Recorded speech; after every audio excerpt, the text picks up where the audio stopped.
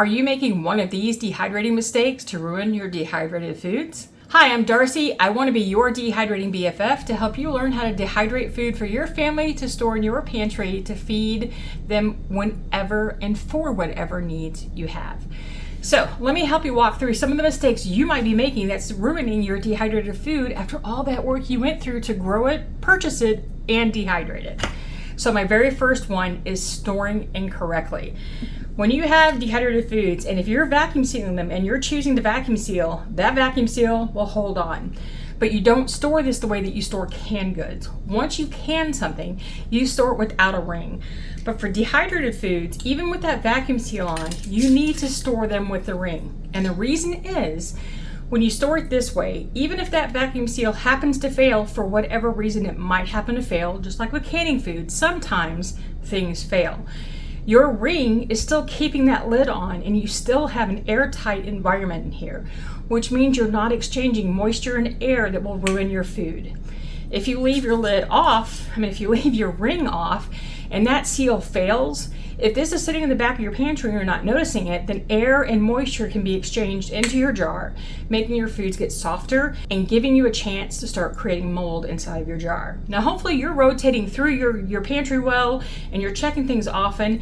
And if this does happen to fail and you notice your food is getting a little soft, but there's no sign of mold anywhere, you can put it back into your dehydrator and re-dry it and that will be just fine. But just remember, keep your rings on, because it's important. So to go along with making sure that you keep your rings on with your jars, you also need to store these in a cool, dark, dry place, because the enemy of food storage is oxygen, light, moisture, and heat. Sorry, I had to think about the last one. It's like, yes, cool, dark, dry place.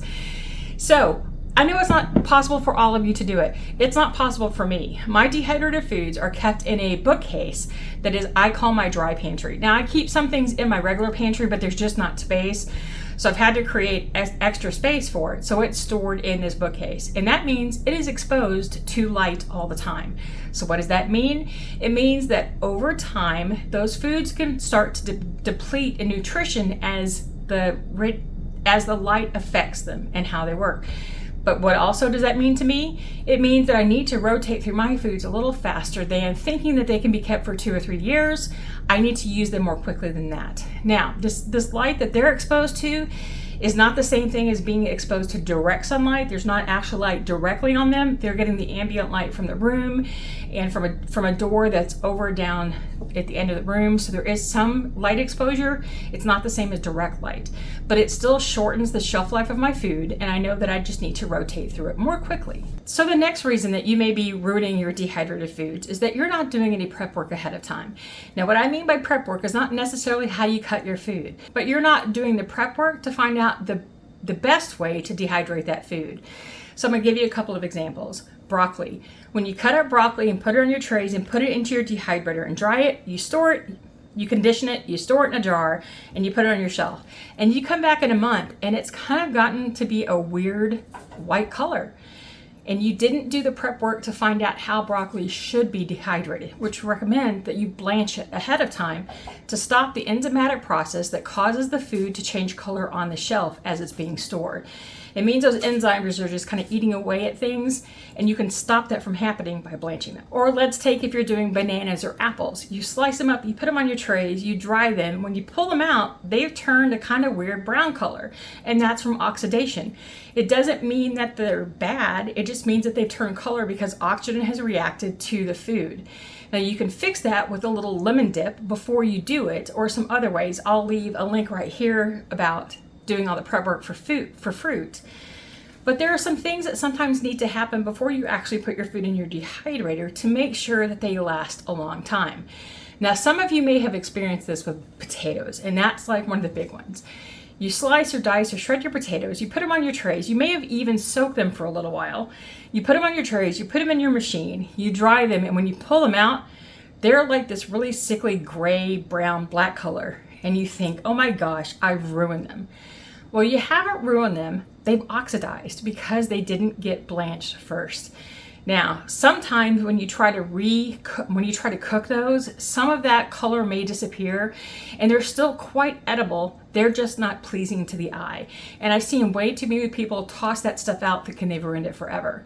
But it does help if you will go to the National Center for Home Food Preservation's website for dehydrating. They have a ton of information there. You can get reference books like this, and I'll leave a video right here where I do a review of a lot of my favorite dehydrating books. This just happens to be mine, but there are a ton of them out there.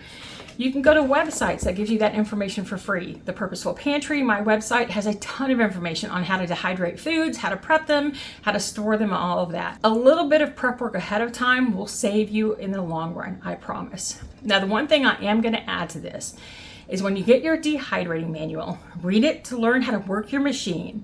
And then for almost all of them, just put it away. Don't listen to their recommendations for time. Sometimes the temperatures are also way off. But use it mostly maybe for the recipes at the end and for how to work your machine. But go to some reliable sources to learn how to dehydrate your food. That'll help a lot. So another reason you may be ruining your food is that you're not being patient. Part of the problem comes with when you got your manual and it says that something's going to be dry within 4 to 6 hours. And after 6 hours, you pull it out, you put it in a jar and you put it on your shelf, and you find in 2 weeks there's mold. The problem is that the times that are put mostly in the manuals, but also on some websites, are a generalized time that don't always mean anything. The thing is that you need to learn to not ever go by the time. Go by whether your food is actually dry or not. You can use that time as a window to know when to check it and that it may be done by then, but you may need to extend the time that you're drying, or maybe sometimes your food actually dried a little faster. But most times what I see when I get people asking me, I dried my food by the time that it said, and it's not dry and it molded on the shelf, what did I do wrong? Almost always it's patience. You just need to allow your food to dry. It's going to dry when it's dry. Learn to check for the signs of when things are actually dry. Slices for most food should break easily when cooled off first to test, then break. If they don't break easily, put them back to dry longer. Cubes and berries and things like that, when you drop them on the counter, they should have a hollow plink, not a dense thud. You'll learn over time when things are actually dry, and it helps to take notes for those when you're doing things.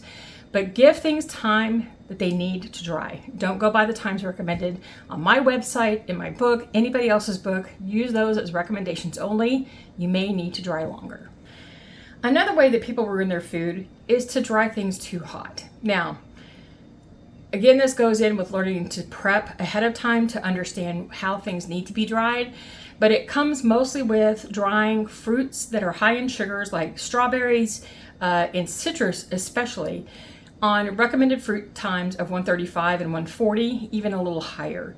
What can happen is that the sugars in those foods can caramelize and sometimes actually burn. And it's not the same kind of burn as what might happen in your oven, but it takes on a bitter flavor that makes things not tasty. So use the correct temperatures for things. Now, I know many of you may have a machine that's only one temperature and that's all you've got. So those tend to range anywhere from 145 to 160 because they are meant to be able to dry jerky at a safe temperature, and then everything else just gets dried there. The thing that happens is that if you put herbs in there, the herbs are actually going to cook a little bit more than just drying, so you're going to lose a lot more nutrients that way. And for other foods, it's the same thing.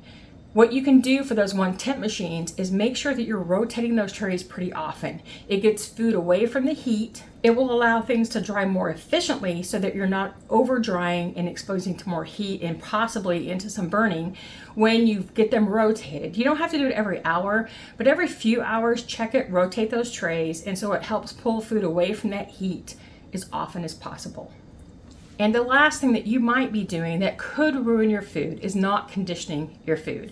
Now, this is a process that's not taught a lot, but it's really important to the process, especially when you're brand new, because it helps you check your food for being actually dry, not just thinking it's dry, and not taking the chance that you put something on the shelf and then it molds later because you thought it was. Now, what is conditioning?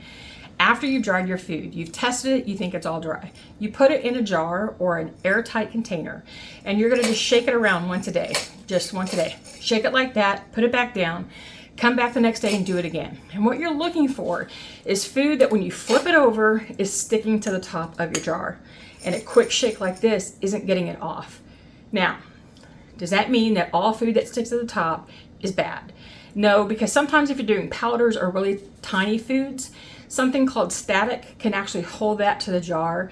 But if you're noticing that things move around when you do that and they just kind of move their place there, that's the static holding them in place, and it's just fine. But sometimes with some things, it's compaction that starts this. So if you've got your food like this and it's kind of a sugary food, and when you flip it over and things are stuck to the top, it may be because the pressure of that food and the sugar content is just making it stick a little bit. And that's why we shake it to see if it comes off. The next thing you're looking for is any kind of clumping in the food as a whole. So if you shake this, but you notice that food is clumping in bunches, take it out, put it back in your dehydrator, and dry it some more. Because what you don't want to have happen is any kind of moisture buildup in here that then starts to be a home for mold. So if you do this every day and you see any kind of that clumping and sticking, put it back into your dehydrator, dry it more. Now the caveat I'm going to leave at the end of this is if you see any mold any place in your jar, you have to get rid of everything in your jar. Now you can save your jar, sterilize it, sterilize your lid and your ring, and you're fine. The problem is that mold that starts a colony here that you can see also has colonies that are building over here that you may not be able to see yet, and you don't want to ingest it. So if that happens, toss your food, take it as a learning opportunity, and start again. If you want to learn more tips, you can watch these videos right here that we're doing in the same series, quick tips to help you be more successful at dehydrating. And until I see you again next time, remember, nevertheless, she preserved.